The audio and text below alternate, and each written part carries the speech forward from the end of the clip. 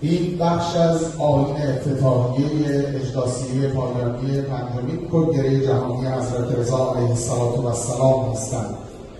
هدیه به ساعت مقدس ولی نعمت ما و آل محمد صلوات ختم می‌کنم.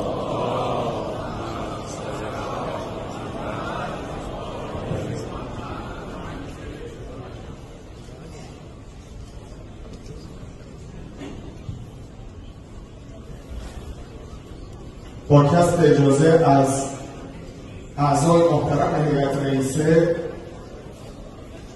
دعوت می‌کنم احباران شیرازی که برای قرائت پیام مرجع عالی‌قدر جهان اسلام حضرت آیت الله عثمان مطهران شیرازی در خدمت ایشان باشید به ذکر صلوات بر محمد و آل محمد.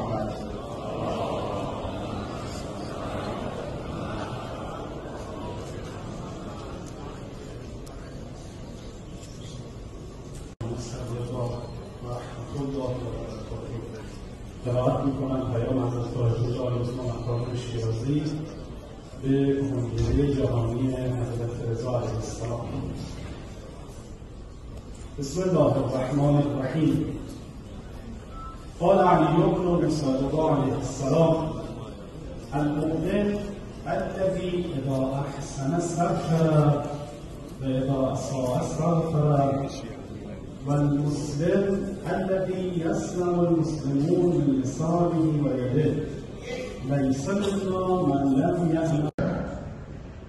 عقل در کلام یک حساب دارد و در فقه و حقوق حساب دیگری دارد.